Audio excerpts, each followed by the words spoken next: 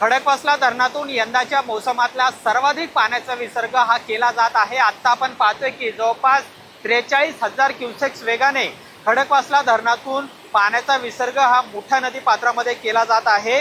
खडकवासला धरणाचे सर्व 11 दरवाजे आहेत ते सुद्धा उघडण्यात आलेले आहे। जवळपास 3 ते 3.5 फुटांनी हे दरवाजे सध्या उचलण्यात आलेले आहेत आणि त्यामुळे पाण्याचा प्रवाह हा किती वेगाने आहे ते आपल्याला या दृश्यांमधून दिसतंय।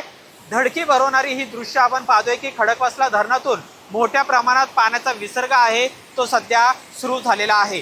खडकवासला, वरसगाव, पानशेत, टेमघर या चारही धरणांमध्ये तुफान पाऊस कालपासून बरसतोय आणि त्यामुळे ही चारही धरणं जवळपास आता 100% भरायला लागलेली आहेत। त्यामुळे या खडकवासला धरणातून सध्या मोठ्या प्रमाणात पाण्याचा विसर्ग हा सुरू झालेला आहे। आपण पात्र पाहतोय, अक्षरशः दुतडी भरून मुठा नदीचं पात्र आहे ते सुद्धा वाहू लागलेलं आहे आणि जवळपास 43,000 क्युसेक्स वेगाने पाणी सोडल्यामुळे अनेक पूल आहेत ते सुद्धा सध्या पाण्याखाली गेलेले आहेत। अनेक ठिकाणी पुराची परिस्थिती आहे ती सुद्धा निर्माण झालेली आहे आणि सध्या 43,000 क्युसेक्स वेगाने पाणी हे मुठा नदीच्या पात्रामध्ये सोडलं जात आहे।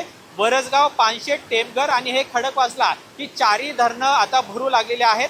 खडकवासला धरण हे जवळपास 100% आता भरलेलं आहे। त्यामुळे खडकवासलाचे हे दरवाजे आता जवळपास 3 फुटांनी उचलण्यात आलेले आहेत आणि मोठ्या प्रमाणात पाण्याचा विसर्ग आपण पाहतोय की कशा पद्धतीने सुरू झालेला आहे। आज सकाळपासून हळूहळू पाण्याचा विसर्ग आहे तो सुद्धा वाढवण्यात आलेला आहे आणि यंदाच्या मोसमातला सर्वाधिक पाण्याचा विसर्ग आहे तो या खडकवासला धरणातून केला जातोय। या खडकवासलाची क्षमता जवळपास 2.25 TMC आहे आणि पूर्णपणे आता धरण हे भरून गेलेलं आहे। त्यामुळे पुणे शहराला पाणी पुरवठा करणारे जे धरणं आहेत ती सुद्धा पूर्णपणे भरलेली आहेत। पण पावसाची दमदार बॅटिंग सुरू असल्यामुळे खडकवासला धरणातून यंदाच्या मोसमातला सर्वाधिक विसर्ग हा सध्या सुरू करण्यात आलेला आहे।